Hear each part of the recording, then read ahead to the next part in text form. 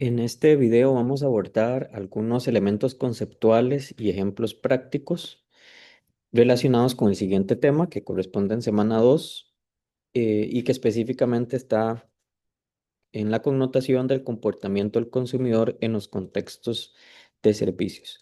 Una de las premisas que tiene este capítulo es que cuando nos enfrentamos a la decisión de comprar un bien como tal, que lo podemos ver, tocar y percibir, con algunos de nuestros sentidos porque escuchamos, lo vemos, lo tenemos un olor, tenemos un gusto, ¿verdad? Tenemos el tacto. Alguno de esos sentidos nos puede reafirmar nuestras intenciones de compra del, del producto. Pero cuando estamos en el contexto de servicios, de un servicio y del proceso de servicio como tal, en en esa producción de la venta, se vuelve un poco complejo para el usuario, para el consumidor, para el cliente tomar esa decisión, porque todos los elementos que acabamos de mencionar no los tiene a mano para poder em, garantizar que lo que va a recibir va a ser positivo para él. Entonces, en este contexto, me encanta esta frase de Lamborghini: no hacemos comerciales porque nuestro público objetivo no está sentado viendo televisión. Claro, o no va a salir, por ejemplo, en un anuncio de Netflix, porque posiblemente la persona que compre un Lamborghini lo que está haciendo con su tiempo es invirtiéndolo en otra cosa, en trabajo, posiblemente en otra cosa. Aquí también el diseño del servicio que nosotros ofrecemos tiene que estar ajustado con el segmento de mercado que compra el producto o el servicio que yo estoy comercializando. Este, Eso lo vemos en mercadeo básico y lo vemos en introducción a los negocios y lo mencionamos en semana uno. El centro, la estrategia siempre va a ser el cliente. Por lo tanto, es importante tener mapeado valle persona, cuáles son esos clientes, qué hacen, dónde están, dónde viven, cuáles son sus costumbres, la parte psicográfica, la parte demográfica, qué los inspira. Y entonces la estrategia que vamos a forjar está en función de el centro, que es el cliente. Debemos crear relaciones a largo plazo. Siempre la relación de empresa, negocio, usuario final, tiene que verse como un matrimonio. ¿Cómo hacemos para reafirmar la relación que se empieza con una compra? ¿Cómo la mantenemos a largo plazo? ¿Cómo nos volvemos a enamorar? ¿Cómo creamos confianza y cómo creamos lealtad con nuestro cliente? Porque a veces sale más caro conseguir un cliente nuevo que retener a los clientes que ya tenemos. Por lo tanto, esto tiene que estar escrito, cómo vamos a hacer para enamorar a nuestros clientes y para que no se nos escape, ¿verdad? Para que quede dentro de la estrategia de nosotros y nos siga recomprando. Esta frase me gusta mucho, es del CEO del video que veíamos la semana pasada, de los Airbnb, de esta estrategia de negocio que nace, como vimos, de una ocurrencia, de una necesidad.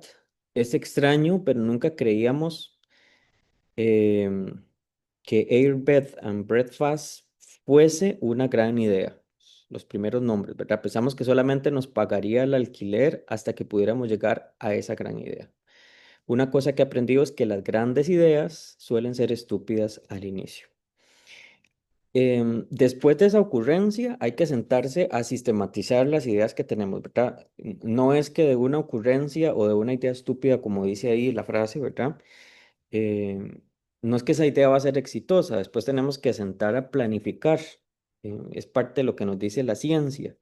Por eso es importante tener bases conceptuales que nos estén dando vueltas ahí en la cabeza, porque eso es lo que nos permite todas las ocurrencias que tenemos en el entorno, poder estructurarlas y posiblemente entonces esa sistematización de lo que estamos pensando a través de una estructura pueda ser exitosa. Pero esta frase nos llama a eso, ¿verdad? Que a veces en una lluvia de ideas, en empatizar, podemos encontrar una gran idea de negocio.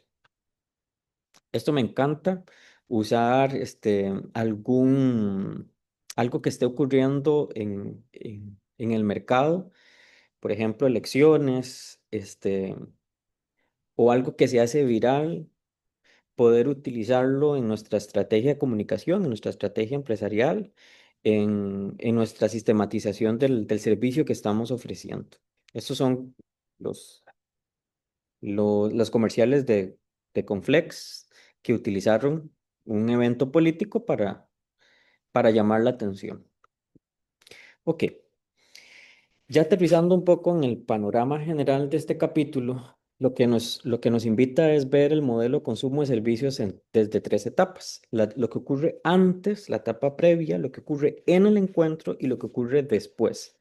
Aquí nos hace un reto y una invitación a que vender no es solamente el hecho de que un cliente llega y me paga por algo que yo le voy a ofrecer, sino que hay algo antes y que hay algo después que yo también lo tengo que sentar a pensarlo.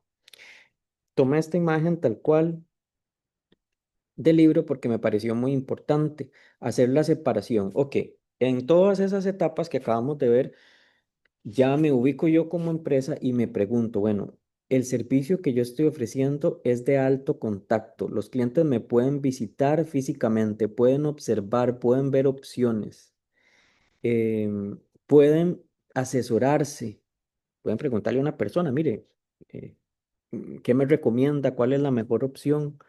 ¿Cómo son las instalaciones? ¿Cómo es el equipo? ¿Cómo es el lugar, el espacio que yo he preparado para recibir a ese cliente? Porque el servicio es de alto contacto. Si hay solo un lugar físico o yo tengo varias opciones. Por ejemplo, Palí. ¿Dónde hay un Palí? En todo lado hay un Palí. ¿Dónde hay un Max por menos? En Pocosí, por ejemplo, solo encontramos uno en el centro de Guapeles. Em, y eso es importante, ¿verdad? Dependiendo de mi segmento de mercado, yo debería estar entonces disponible en muchas partes o ser más bien con una cobertura un poco más selectiva. Si yo decido en mi P de plaza que los servicios son de alto contacto, entonces tengo que pensar todas estas cosas en el momento de generar la estrategia. O servicios de bajo contacto, que esto es muy usual ahora, el e-commerce, ¿verdad? Comprar por algún medio electrónico, internet, una llamada telefónica, de manera remota, en un correo, en publicaciones, en un Facebook, en un Instagram, en un WhatsApp. Así compramos mucho nosotros ahora y entonces esto es más distante. El espacio físico ya no está. Pero entonces, ¿cómo preparo yo la plataforma de tal manera que pueda recibir a mi cliente y que el cliente se sienta satisfecho con la plataforma que yo le estoy ofreciendo? Un WhatsApp, por ejemplo, respuestas automatizadas, que no se tengan que esperar un día para que le contesten, sino que hayan respuestas automatizadas y que el mismo WhatsApp le esté apoyando. Pongo el ejemplo WhatsApp, pero así debería estar pensado todo, cualquiera de las estrategias o de los medios o canales que yo utilice para ofrecer ese servicio de bajo contacto. En la etapa previa de la compra, entonces hay una conciencia de la necesidad. La gente lo que va a hacer es buscar información y evaluar alternativas. Aquí les dejamos algunas cosas que deberíamos entonces nosotros pensar en el diseño de nuestra estructura de servicio para facilitarle al usuario lo que anda buscando, ¿no? Em, una activación de una necesidad, un anuncio, algo visual, cómo nosotros logramos estar en la mente de la gente cuando tenga una necesidad, cómo invadimos con nuestra marca de tal forma que la gente tenga sed y piense en Coca-Cola. Es usual que pensemos en Coca-Cola, sí, porque es una de las marcas que ha trabajado muchísimo estar en todo lado. ¿Dónde está la marca? En todo lado. Hasta un súper pintado Coca-Cola. Ujú. Entonces eso activamos la necesidad de la gente. Buscamos experiencia, eh, la gente hace una búsqueda y se basa en la experiencia, ¿verdad? Y en qué ha escuchado de esa marca, cuánta credibilidad tiene esa marca. Por lo tanto, ¿cuál es el riesgo que tiene de comprarme a mí o de dejarme de comprar? Aquí hay otros elementos que ahí ustedes los van a ver en el capítulo. Durante el encuentro, esta etapa previa, lo que yo tengo que asegurarme es que la información que yo le quiero dar a mi cliente la tenga, ¿verdad? Entonces, un folleto, una publicidad, una evaluación, cómo atiendo cómo hago yo para gestionar las quejas que tenía la gente antes, ¿verdad? Cómo le aclaro las dudas.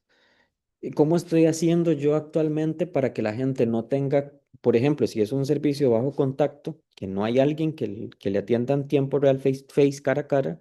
¿Cómo hago yo para que la gente tenga la información previamente? Aparte de activarle la necesidad, que yo le tenga la información. En la etapa del encuentro es cuando ya este, se materializa la intención. Por lo tanto, ¿cómo creo yo ese punto de encuentro? Y aquí lo que me encanta del libro es que nos hace una metáfora del teatro. Esto nos hace una invitación a que nosotros, en ese momento de la verdad, porque le podemos vender muchas cosas, pero cuando ya estamos comprando,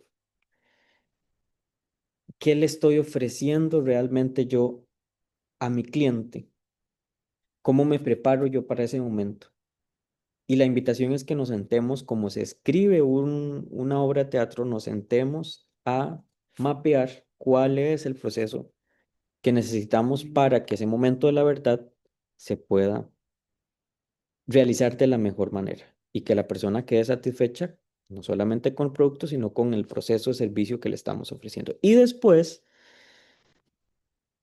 la etapa posterior puede tener incidencia en las intenciones futuras de compra, no, recomendación de boca en boca, cómo hace la gente para evaluar el desempeño, qué espacio le estamos creando nosotros a la gente para saber si confirmamos que el servicio que le dimos logró rectificar sus expectativas o está insatisfecho o está satisfecho. Esa información yo la necesito saber porque se convierte en realimentación para los futuros servicios que estoy dando y si tengo que cambiar mi metáfora, mi guión de teatro, pues lo tenemos que volver a hacer. Es importante crear espacios para que la gente se diga. Yo no sé si han visto en algunos comercios que ponen caritas, una carita triste, una carita enojada, o en Subway, por ejemplo, en algún momento tenían un botoncito que sonaba y si usted se sentía contento por el servicio que le dieron, por el proceso de servicio, ¿verdad? Tocaba el botoncito y eso pues me alerta a mí de que hay una rectificación de expectativas satisfechas. Ok, entonces, recapitulando, en la etapa previa de la compra, los clientes andan buscando soluciones. Como es un servicio, es difícil a veces decidir si hay incertidumbre del riesgo percibido. Entonces, ¿qué estrategia nosotros tenemos que hacer para reducir ese riesgo? Eh, ¿Cómo entendemos, cómo mapeamos qué anda buscando nuestro cliente para activar componentes que puedan ayudarnos en reducir el riesgo percibido y que se materialicen las intenciones de compra? Durante el servicio, recapitulando, los encuentros hay que tener claro si es de alto contacto, si es de bajo contacto, ¿verdad? Cómo construimos el sistema y cómo nos sentamos desde una perspectiva integradora, instalaciones, personal, roles, quién hace qué, quién es el que da la bienvenida, qué es lo que tiene que decir, cómo tiene que tratar a la gente. Todo eso lo vamos a ir viendo poco a poco en el curso. ¿Cómo me siento yo a escribir ese guión? Y no se nos puede olvidar, en la etapa posterior al encuentro, cómo voy a recolectar yo la información de mi cliente, sin sesgos, en un espacio libre donde la persona pueda contarnos su experiencia y tener una incidencia entonces en las intenciones futuras de ese cliente o ese usuario del servicio.